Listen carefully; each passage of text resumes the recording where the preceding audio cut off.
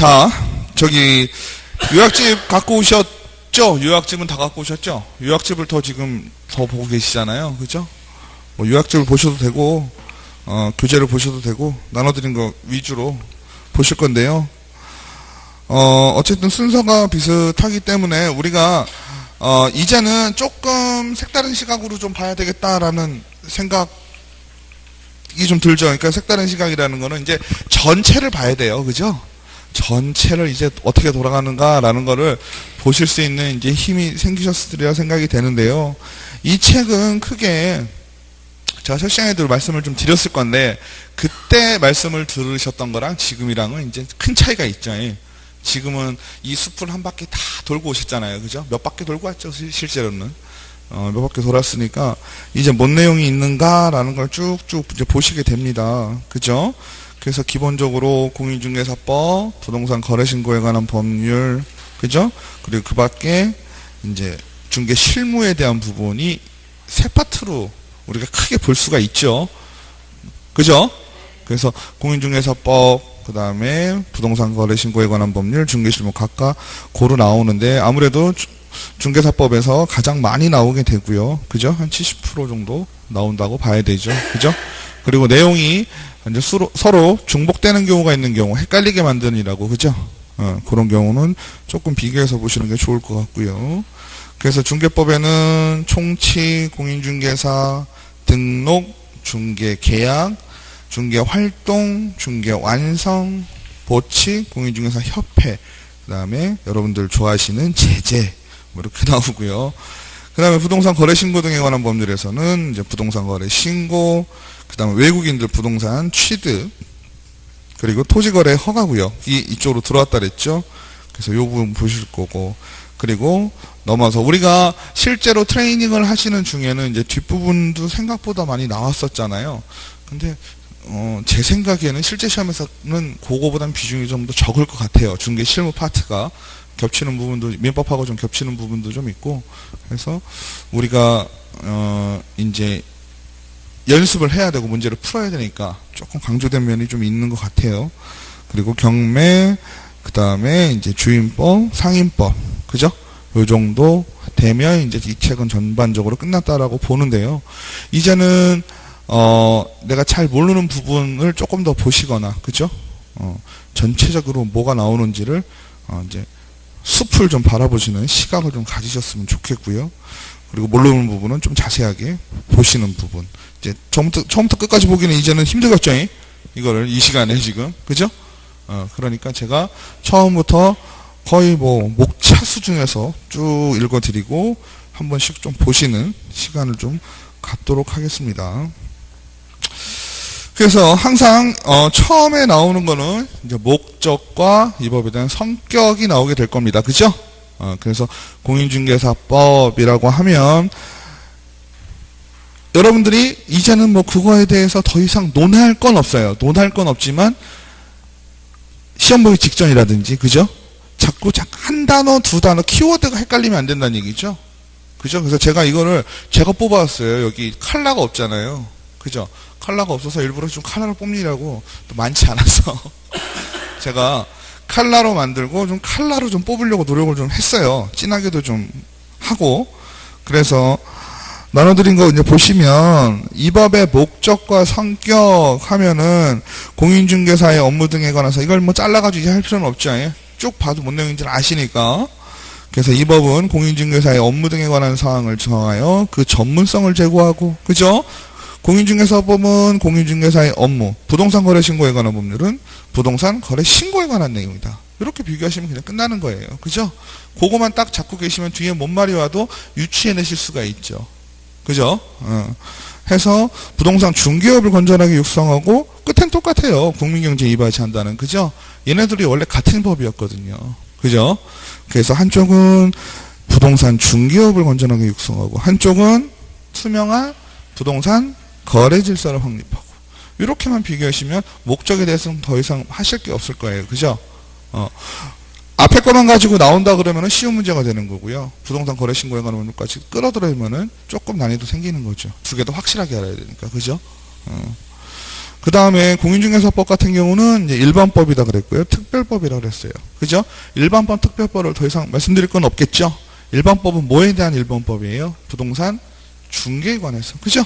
중개 입장에서 본다면 일반법이 되는 거고, 민법에 대해서는 특별법이 되는 거죠. 그죠? 일반법이라는 거는 그 해당 분야에서는 기본이 되는 법이다라는 얘기가 되는 거고요.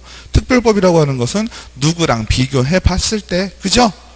공인중개사도 기본적으로 상대하는 사람이 누구 간의 관계인가요? 개인과 개인 간의 관계죠. 그죠? 그러니까 민법에 충분히 들어갈 수 있는 부분인데도 불구하고 부동산 중개에 관한 사항을 따로 떨어뜨려서 하나의 법으로 만들어 놨잖아요. 그죠? 그러다 보니까 얘를 우리가 무슨 법이라고 부른다? 특별법이라고 부르고요. 또 사회법이라고도 부릅니다. 사회법, 중간법. 그죠? 사회법, 중간법은 무슨 얘기죠? 다 아시는데 그냥 말씀 안 하시는 거죠?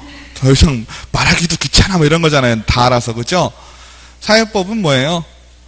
우리가 사법 성격과 공법 성격이 있을 때, 그죠? 사법과 공법의 성격을 두루 갖추고 있어서 중간법이라고 한다라고 했죠? 개인 간의 문제를 왜 나라가 나서서, 국가가 나서서, 공공기관이 나서서 규제를 하느냐라는 개념이 되는 거죠? 맞죠? 우리가 기본적으로 대상이 공공기관과 나다 이러면은 공법이라고 표현을 했어요. 그죠? 그래서 부동산 공법, 국회법 배우시면 국회법 내용이 어때요? 타 나라에서 뭔가 정해놓은 거잖아요. 누구한테? 개인에게. 그죠? 개인에게 정해놓은 사항을 규정하고 있는 게 공법이란 말이죠. 근데 공인중개사법 같은 경우는 기본적인 틀은 개인과 개인 간의 문제, 거래 당사자와 공인중개사에 관한 문제를 많이 해놨잖아요. 그죠? 근데 어때요? 공인중개사가 뭘 안 하면, 그죠? 뭔가를 하지 않았을 경우에는 규제를 한다는 얘기죠. 맞죠? 그러니까 공법적인 요소도 가지고 있다라고 보는 거죠. 비슷한 거는 뭐 있다 그랬어요? 노동법.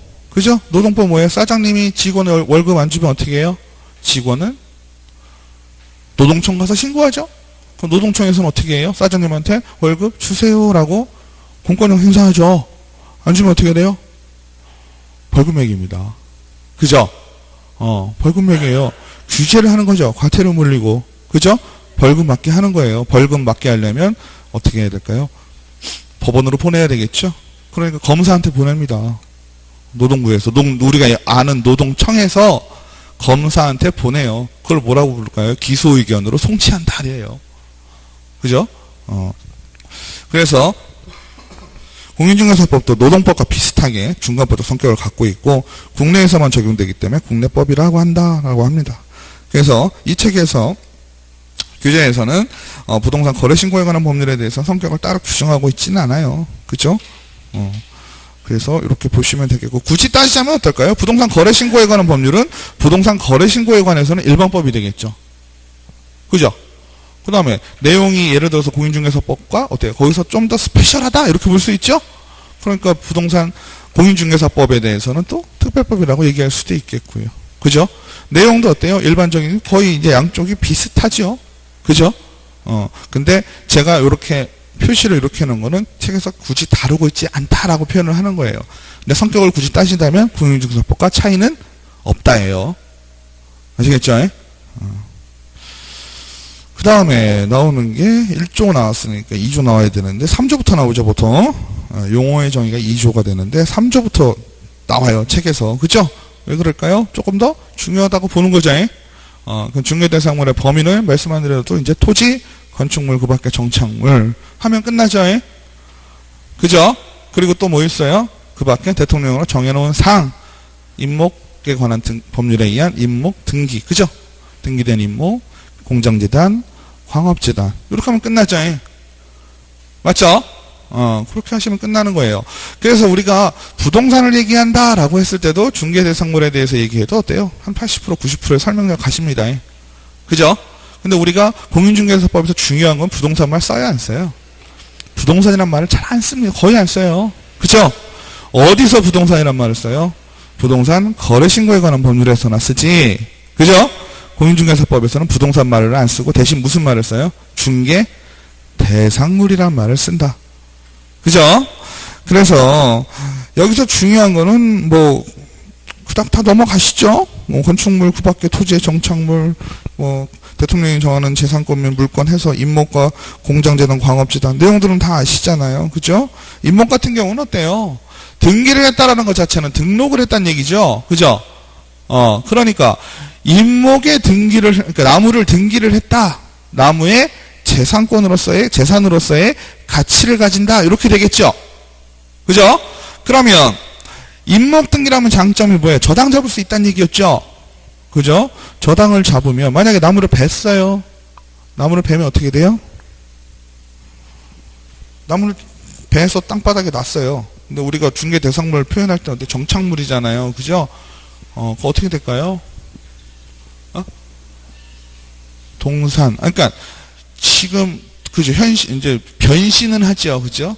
변신은 하지만 그 효력이 잘 나눈 수목에도 미치겠죠.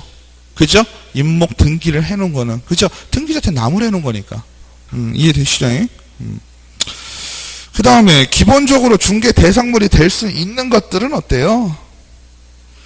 중개 대상물이 될 수 있는 것들은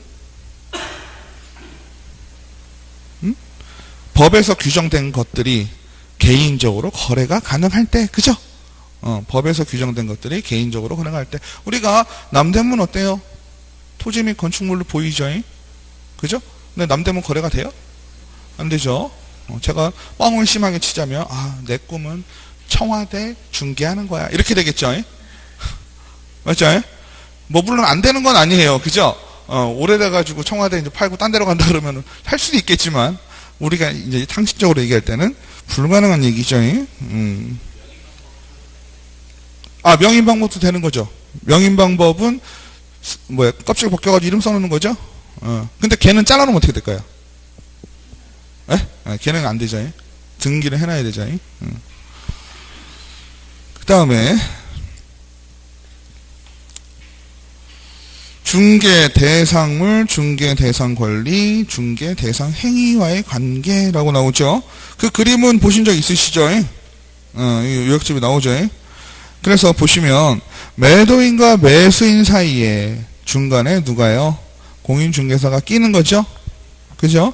공인중개사가 끼는데 어찌됐건 요 그림 같은 경우는 어때요? 우리가 많이 그렸던 A와 B와 C, 그죠? 요 그림에서 지금 뭘 해놓은 거예요? 요 그림을 해놓은 거죠? 그죠? 그래가지고 중개 대상 권리, 매도인과 매수인 사이에 중개 대상 행위라는 건 뭘까요? 둘 사이의 거래 계약이 뭘로? 매매라는 계약이 있을 때, 그죠? 어디에? 중개 대상물에 대하여, 그죠? 맞죠? 매매를 통해서 이 중개 대상에 대한 어떠한 권리, 소유권이라는 권리가 어떻게 이전이 되는 거죠? 그죠? 그래서 중개 대상물, 중개 대상 권리, 중개 대상 행위의 관계는 이런 식으로 보시면 한 방에 정리가 되는데, 중요한 건 우리는 이제 C까지, 그죠? 관여를 하게 되는 거죠. C가 둘 사이에 이러한 상황이 벌어질 수 있도록 뭐 하는 사람이니까? 얘는 알선하고 있는 중이니까. 그죠? 중개 행위를 하고 있는 거죠. 그죠? 그래서 여기에 있는 중개 대상물에 대한 중개 대상 권리라는 게 있을 수 있죠. 우리가 C가 하고 있는 것은 물리적인 중개 대상물에 대해서, 그죠? A, B 사이에 어떠한 권리가 이전되도록 하는 거잖아요. 그죠? 권리의 득실 변경이 일어나도록, 그죠? 알선하는 것이잖아요. 우리가 하는 중개라는 것이. 맞죠? 그렇다면 이 중개 대상물이라는 물리적인 물건에 어떠한 권리가 우리가 중개를 할 수 있는 것이냐라고 판단할 수 있겠죠. 그죠? 그러면 세상은 이분법적으로 동그라미 X로 할 수도 있지만 중간도 있죠, 항상. 그죠? 그래서 당연히 중개 대상 권리가 되는 것은 소유권, 그죠? 너무나 명확하죠.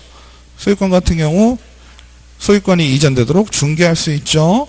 전세권, 지상권, 지역권, 임차권, 저당권 등 담보물권, 등기된 환매권, 얘네들은 더 어떻게 할 수 있다? 우리가 중개할 수 있다는 얘기예요. 그죠? 그러면 안 되는 건 뭘까요? 질권, 점유권, 분묘기시권, 무채재산권, 비재산권. 이런 거는 중개대상물이 아니라는 거예요. 아시겠죠? 무채재산권, 특허권, 저작권, 상표권은 어때요? 우리가 안 된다라고 하는 이유는 뭘까요? 중개대상물이 아니라는 뜻이죠. 중개대상물이 아니라는 건 우리가 못한다는 뜻인가요? 아니죠. 하려면 하는 거지만 이 법에서 신경 쓰지 않겠다예요.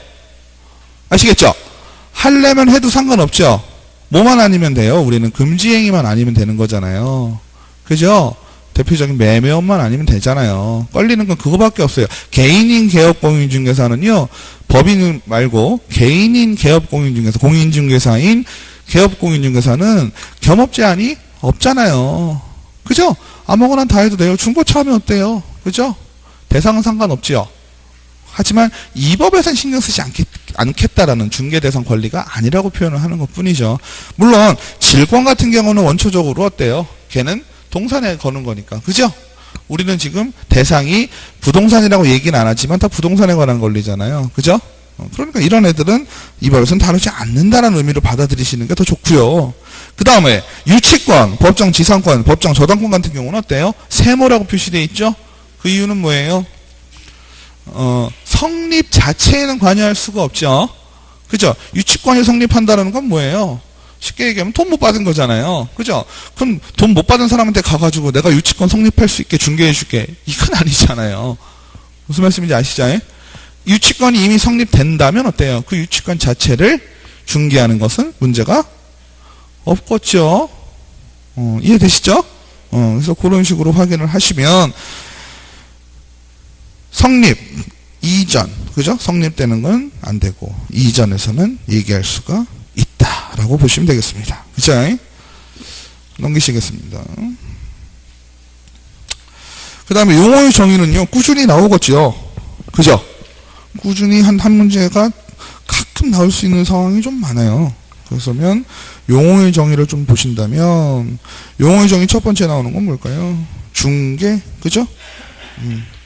중개 있고요. 중개업 있고요. 그 다음에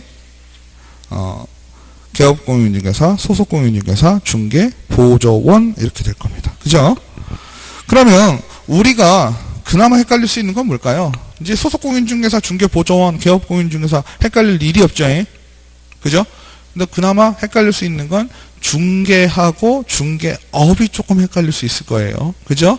그러면 어떻게 판단하시면 될까요? 중개업으로 들어가는 게 조금 더 빠르겠죠. 중개업은 어떻게 돼요? 업이잖아요. 이제 업이 뭔지는 잘 아시잖아. 그죠? 계속 반복적으로 돈 받고 일하는 거잖아요. 맞죠?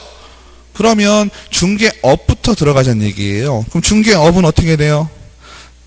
돈 받고 계속적으로 일하는 거죠.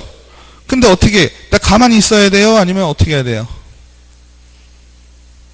내가 일을 하려면 누군가는 나한테 와서 의뢰를 해야 되겠죠. 그죠? 그럼 중개업은 좀 쉽죠? 그럼 중개라는 말 자체는 뭐예요? 중개 대상물이 있어야 되고 거래 당사자가 있어야 되고, 그죠? 득실 변경을 알선해야 된다라고 표현하면 되겠죠? 그죠? 거꾸로 보시자는 얘기예요. 그러면 우리 중개업 얘기할 때는 누가 항상 등장을 해요? 슈퍼 아줌마 등장을 하죠. 그죠? 슈퍼 아줌마의 업은 뭐라 그랬으니까? 슈퍼니까. 그죠? 우리가 중개법에서, 공인중개사 법에서 무등록 중개업자, 무등록 중개업을 한 자를 처벌한다고 되어 있죠. 그죠? 중개를 한 자를 처벌하진 않아요. 맞죠? 그러니까 중개업의 요소를 갖춘 사람이라면 처벌을 하는 거예요. 계속 반복적으로 등록을 하지 등록을 하지 아니하고 중개를 업으로 행한 사람을 처벌한다는 얘기예요. 맞죠? 그러니까 슈퍼 아줌마는 중개한 거는 확실해요. 그죠? 그렇잖아요. 중개를 한 건 확실해. 거래 당사자가 있었고 월세방이 있었고, 그죠? 득실 병역, 임대차에 대한 부분을 그죠? 알선을 했잖아요. 그 행위는 너무나 명확하지만 맨날 하는 게 아니죠. 그죠? 슈퍼 아줌마의 업은 슈퍼니까. 이해되시죠? 예? 그래서 중개업과 중개만 판단하시면 용어의 정의에서는 크게 문제가 없으실 겁니다. 그죠? 예? 그 다음에 우리가 이제 마음이 급해지고 급하게 풀면 공인중개사, 개업공인중개사를 또 잠시 이렇게 넘어가는 수가 있어요. 그죠? 똑같이 공인중개사니까. 그죠? 하지만 엄청난 큰 차이가 있죠. 그죠? 엄청난 차이가 있고요. 또 개업공인중개사와 개업공인중개사 등도 엄청난 차이가 있어요. 그죠? 맞죠? 개업공인중개사는 개업 등록을 한 자를 얘기하는 거죠. 등록을 하려면 무조건 공인중개사이어야 하니까. 그죠? 하지만 개업공인중개사 등 하면 어떻게 되는 거예요? 직원까지 다 포함이죠. 종사하는 사람을 다 포함하는 거니까 중요한 건 뭐예요? 소속 공인중개사는 자격증을 갖고 있으니까 그래도 같은 걸로 묻어갈 수 있지만 중개보조원 같은 경우는 어때요? 자격증이 없잖아요. 그죠? 같이 묻어갈 수 있는 부분이 별로 없단 말이에요. 그죠? 별로 묻어갈 부분이 없는데 앞에 말이 개업공인중개사 등으로 붙어버리면 착각하실 수 있죠. 그리고 또 하나, 개업공인중개사라고 할 때는요, 개업공인중개사는 개인과 공인중개사인 개업공인중개사와 법인인 개업공인중개사를 다 포함하는 말이에요. 그죠? 그러니까 법인과 개인을 다 염두를 해두셔야 돼요. 개업공인중개사 할 때는. 아시겠죠? 물론 시험 문제가 좋게 나와서 앞에 모든이라든지, 그죠? 뭐 일부라든지 이런 말들이 들어가면 우리가 한번 의심해보고 그 문장을 읽어보니까 좀 편한데, 개업공인중개사는 겸업제한이 뭐 없다. 이러면 헷갈릴 수 있죠. 그걸 개인이라고 생각을 해버리면 내가 맨날 그게 없다고 하니까 그냥 써버리잖아요. 근데 개업공인중개사는 법인도 포함되는 거기 때문에 이거를 모든 개업공인중개사는 이렇게 해버렸다면 좋겠죠. 그러면 한번 생각하고 넘어가니까 내가 또 따져볼 텐데 개업공인중개사는 겸업제한이 없다. 그러면 당연하지 이러고 넘어간다니까요. 아시겠죠? 알면서도 틀리는 마음 없는 상황이 벌어지면 안 되잖아요. 그러니까 그런 부분을 중개법은 좀 말을 조금 조심히 하셔야 돼요. 그죠? 그래서 공인중개사, 개업공인중개사, 개업공인중개사 등, 그죠? 요런 거를 잘 확인을 조금 하셔야 될 것 같아요. 아시겠죠?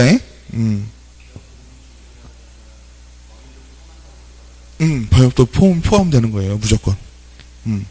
그러니까 법인과 개인 다 포함하는 말이 개업공인이니까 거기다가 누구까지 붙어요? 원래는 법부칙 6조 2항까지 다 붙는 말이 개업공인중개사예요. 아시겠죠? 큰 틀에서 보면 개인하고 법인이지만 우리가 지금 용어가 이것도 계속 바뀌거든요. 옛날에는 중개업자라고 불렀어요. 좀 어감이 안 좋아서 그런지 개업공인중개사로 바뀌어서 우리가 공부할 땐 더 헷갈리죠. 공인중개사인 개업공인중개사. 왜 그럴까요? 공인중개사가 아닌 개업공인중개사가 있으니까. 법부칙 6조 2항에 의한 개업공인중개사가 있거든요. 그죠? 그러니까 세 팀이죠. 개인인 개업공인중개사, 법인인 개업공인중개사, 법부칙 6조 2항에 의한 개업공인중개사. 세 개를 다 고려하고 들어가야 된다는 얘기죠. 이해되시죠? 그 다음에 중개행위라는 말 자체로 본다면은 기억하실 게 뭐가 있을까요? 중개행위는 사회 통념에 따라서 객관적으로 판단한다라고 표현이 되어 있어요. 이 말을요, 어떻게 보면 참 고심해서 만든 말이라고 볼 수가 있어요. 왜 그러냐면요. 우리가 학문적으로 배우면서 중개는 어떤 것이냐, 중개행위는 어디까지라 그랬어요? 중개행위의 완성이 언제예요? 거래계약이 체결이 됐을 때죠. 그죠? 거래계약이 끝날 때가 아니죠. 거래계약이 체결이 되면 거래계약은 그때부터 시작이죠. 중개계약은 언제부터 시작이에요? 중개계약이라고 하면 팔아줘, 네, 한 게 중개계약이죠. 그러니까 의뢰를 할 때부터, A가 C에게 의뢰를 할 때부터 시작이죠. 그죠? 그 이 중개계약은 언제 완성이 되는 거예요? A와 B가 계약서를 쓰는 날 A와 C 사이는 모든 게 끝났다. 원래 이래요. 그죠? 중개가 완성되는 건 A, B가 거래계약을 작성했다라 그랬잖아요. 근데 중요한 건 뭐예요? 이러한 C가 행하는 중개 행위는 그죠? 사회 통념에 따라서 객관적으로 판단해야 된다라고 표현을 했단 말이에요. 그거는 왜 그럴까요? 판례가요 자꾸 뭐라고 얘기를 할까요? 나는 C는 이미 A, B 간의 거래계약을 성사시켰기 때문에 그죠? 내 할 일 다 한 거죠. 어찌 보면 그죠? 근데 판례에서는 어떻다는 얘기예요?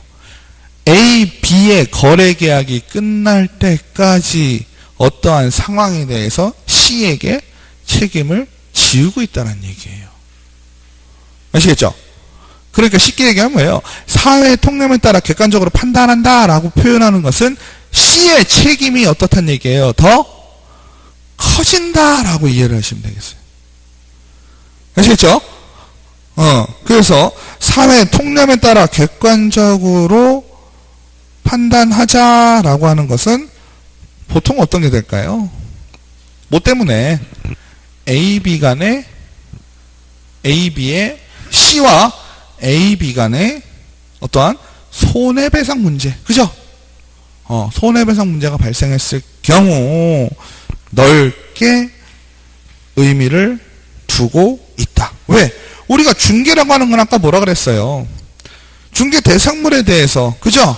중개 대상물에 대해서 거래 당사자 간의 득실 변경을 당연히 어떻게 알선하는 거라 그랬잖아요. 중개라는 의미를. 그죠?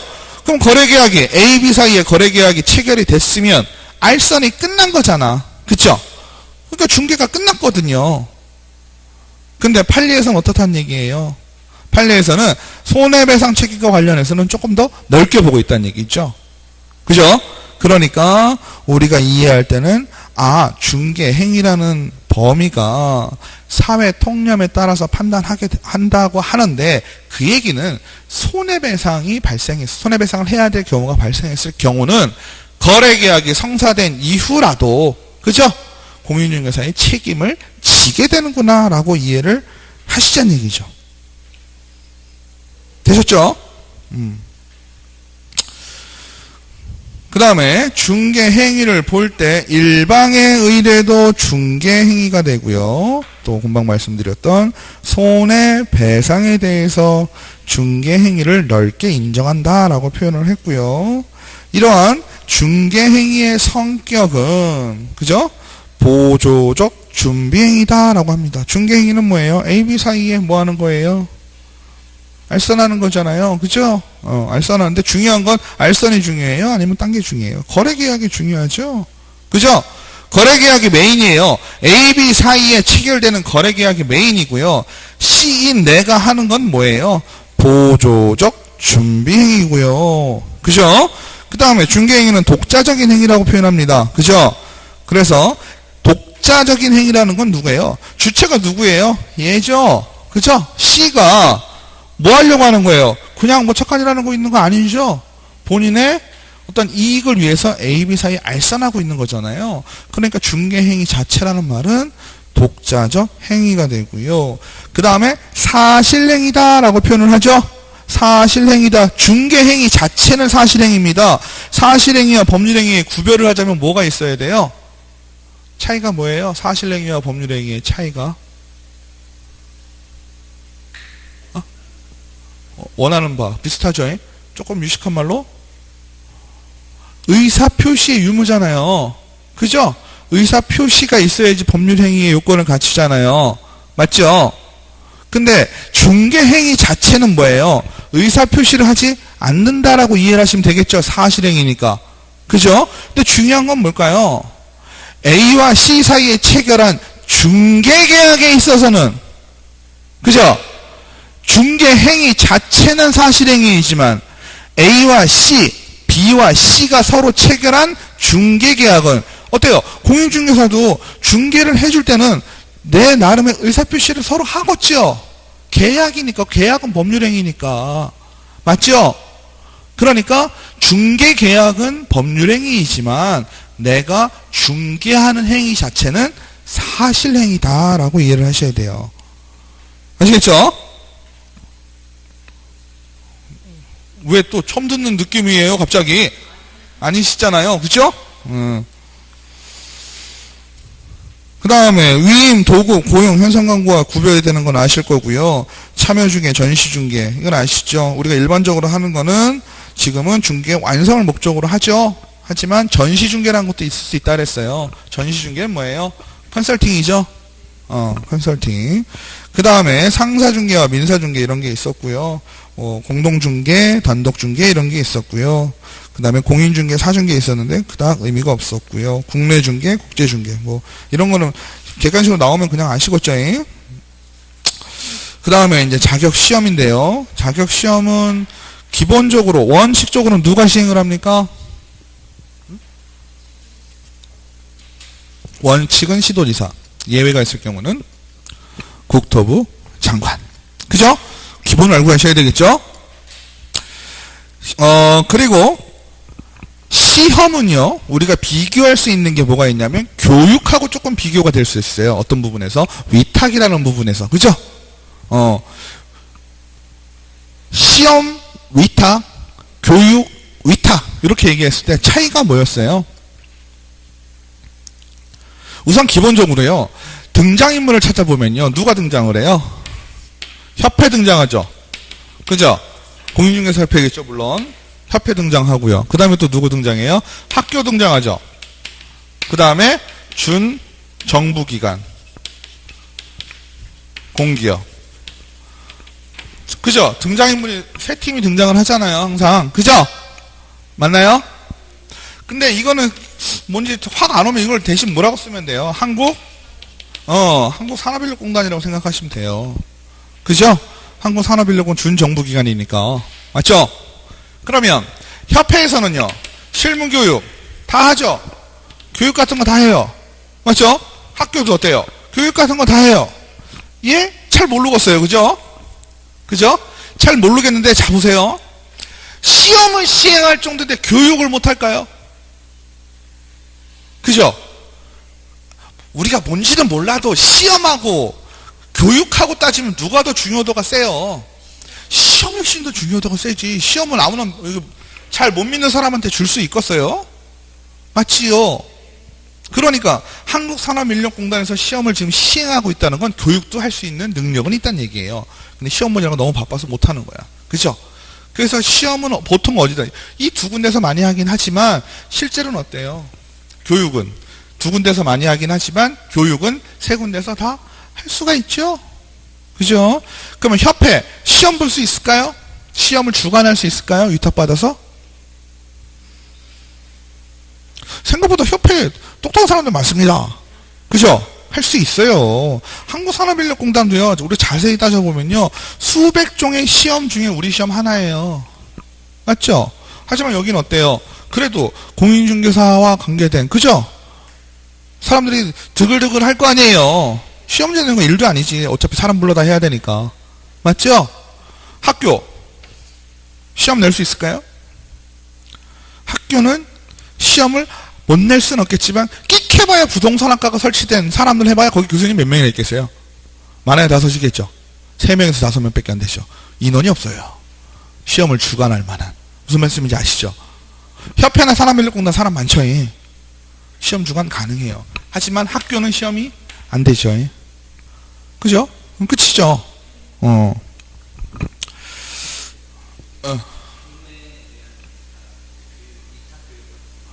네. 그거는 법원에서 하는 일이라 제가 뒤에 써놓지 않았나요, 혹시? 제가 뒤에다 써놨어요. 뒤에 뒷장 보시면 나오거든요. 그때 다시 말씀드릴게요. 그 다음에 자격시험은 현재 어디서? 한국산업인력공단에서 시행하고 있어요. 그죠?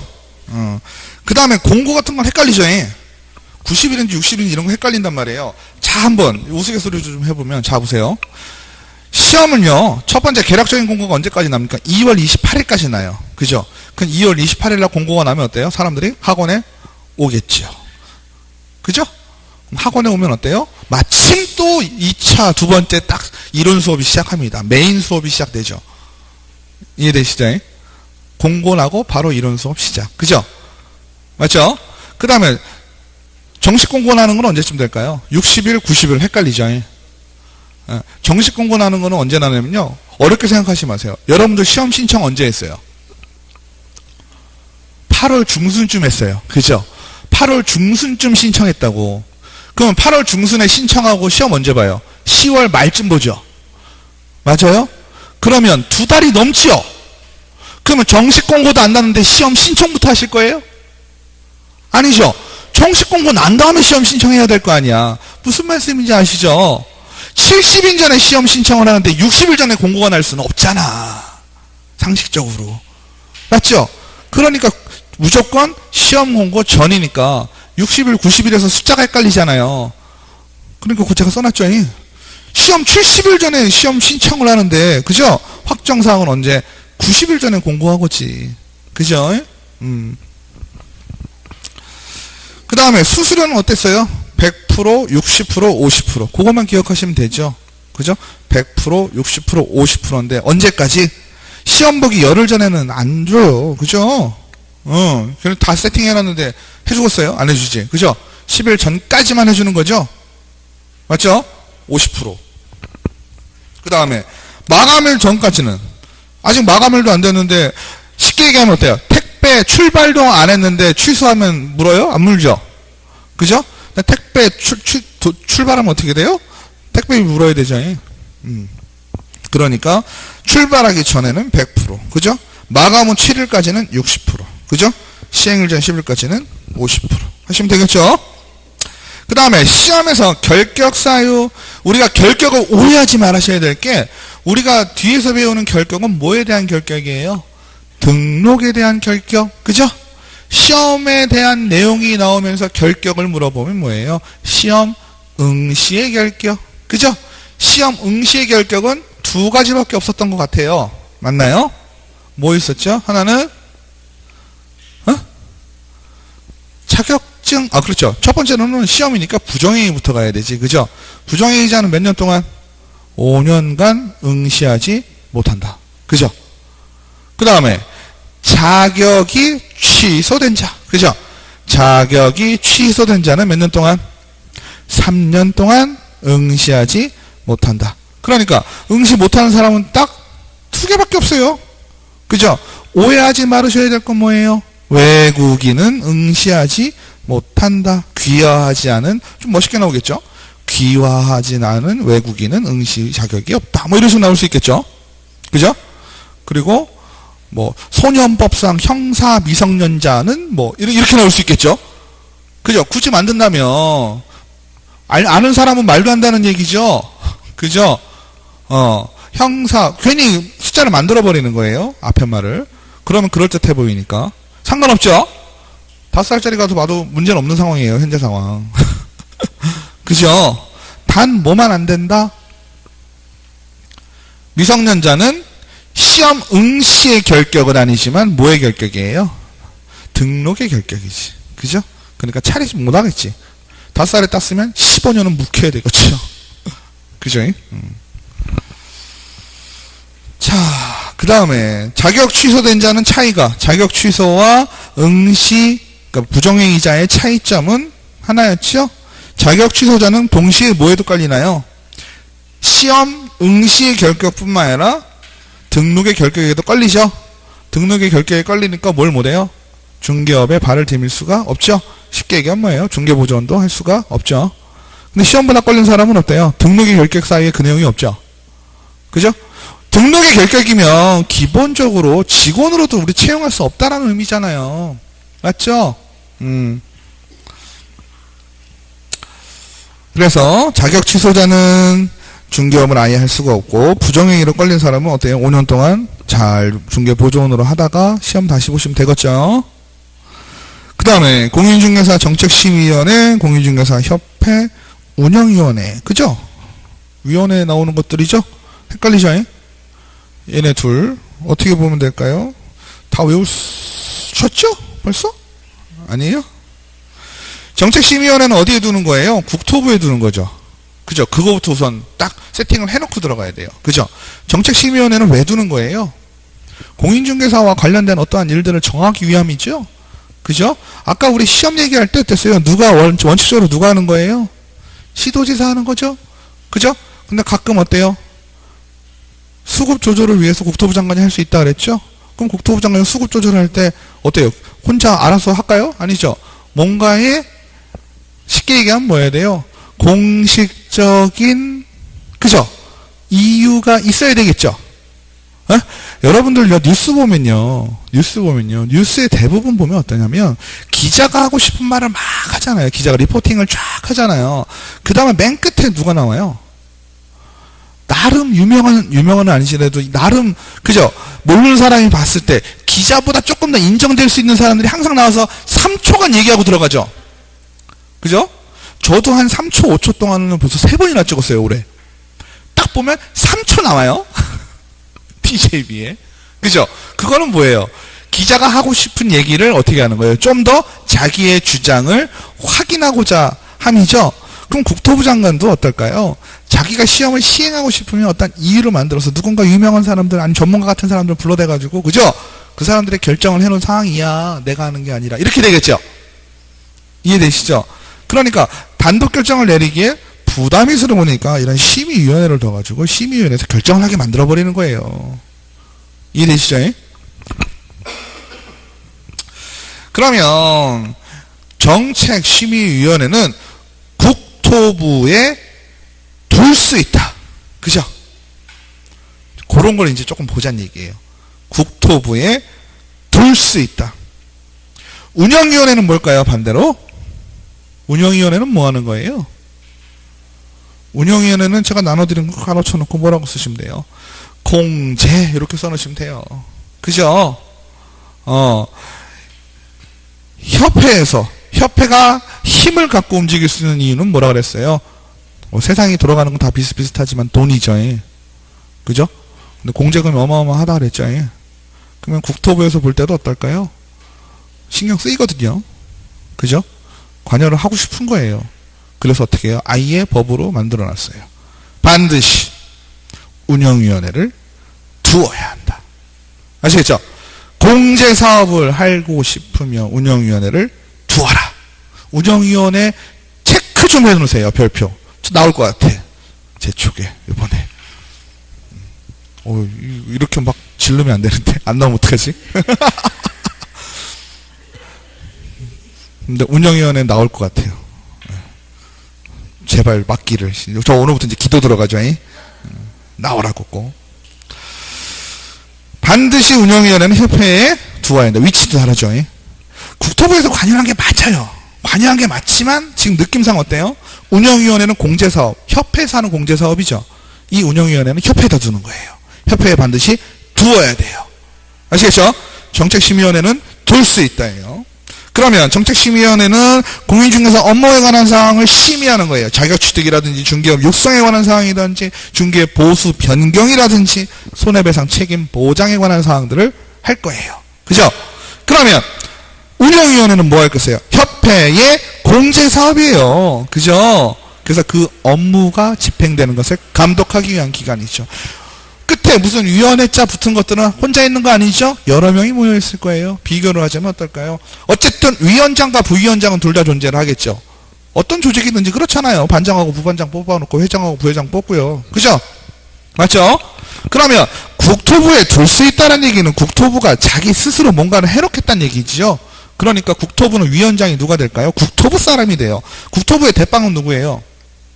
장관이죠. 장관님은 바빠요. 그렇죠? 장관님은 바빠요. 그래서 누가 해요? 차관님이 하십니다. 차관 중에서도 제1차관. 부위원장은 임명하겠죠? 그 다음에 위원장 한 명에다가 위원은 몇 명에서 몇 명? 7에서 11명. 그죠? 얘는요, 자, 정책심의위원회는 위원장을 박아놓고 시작합니다. 그죠? 맞아요? 정책심의위원회는 위원장을 박아놓고 시작해요. 이쪽에 있는 운영위원회는 어떨까요?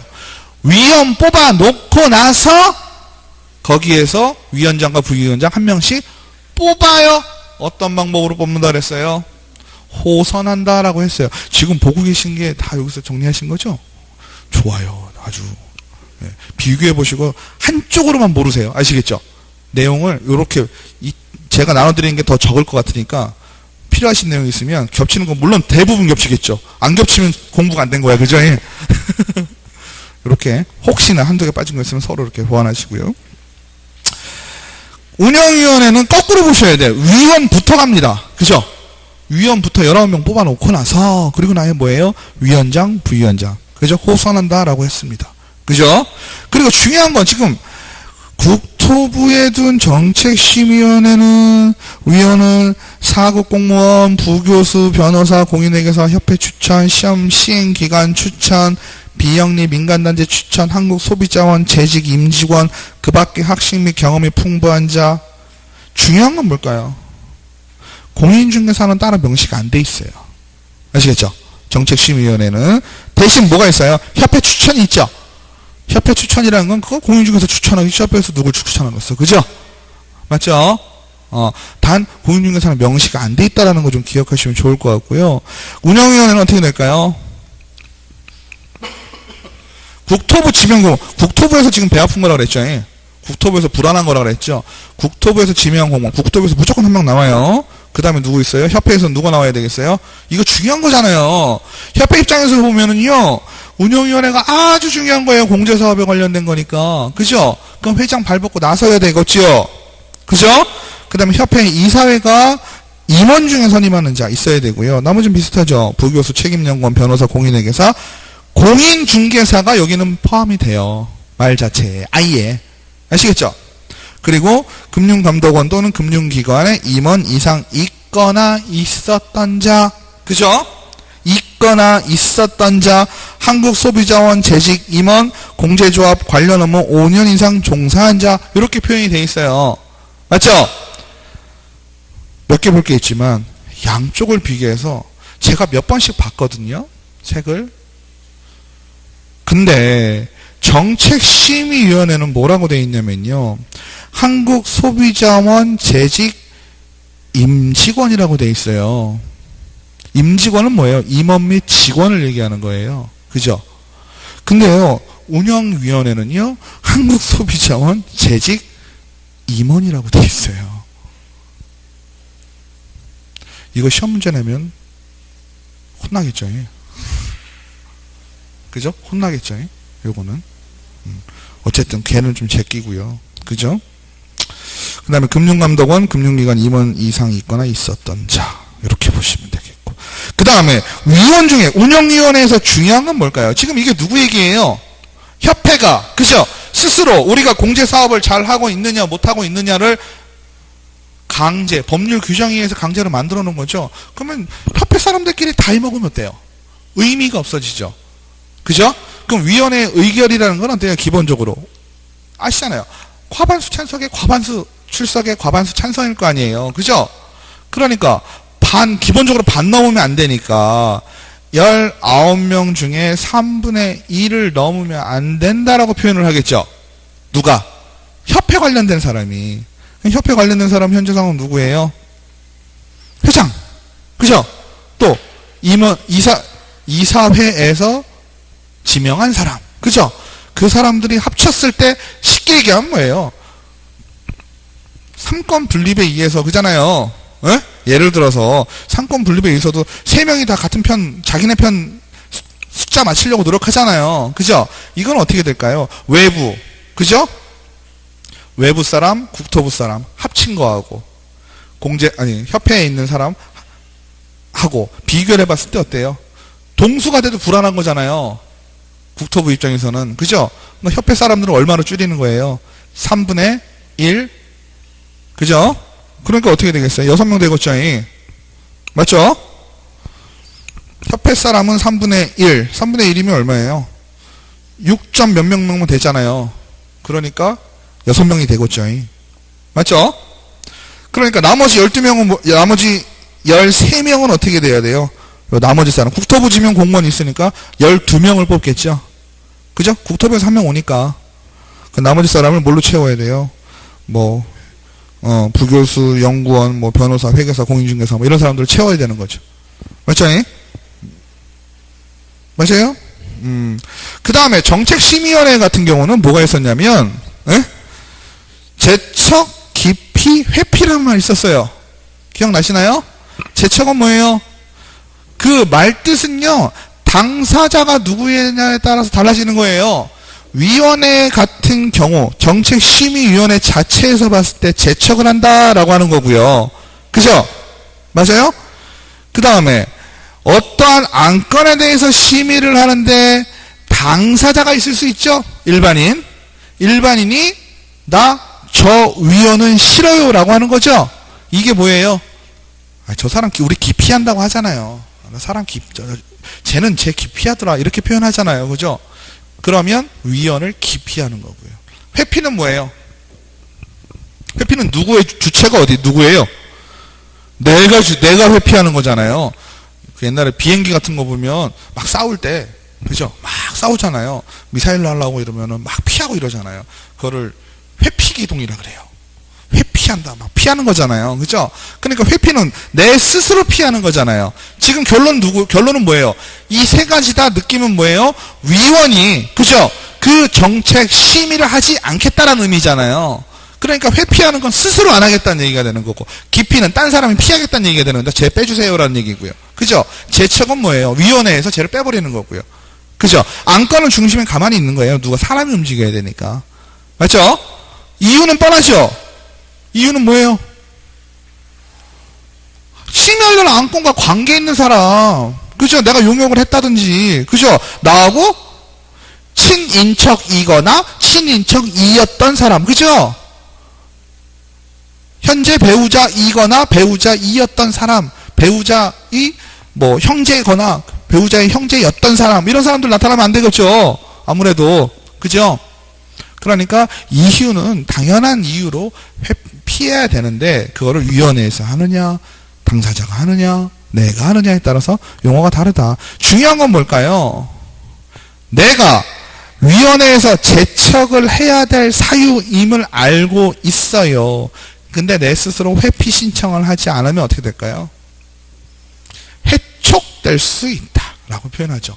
해촉은 뭐예요? 말이 멋있어서 그렇지? 잘린다. 그죠? 잘린다. 그 다음에 위원회 임기는요. 양쪽 다 공이 2년이죠. 그 다음에 보궐시 전임위원 자녀임기 똑같죠. 근데 운영위원회 같은 경우는 어때요? 1회에 하나서 연임이 가능하다. 그죠? 그 다음에 위원장이 뭐 할 수 있나요? 직무대행시 이런 거예요. 그죠?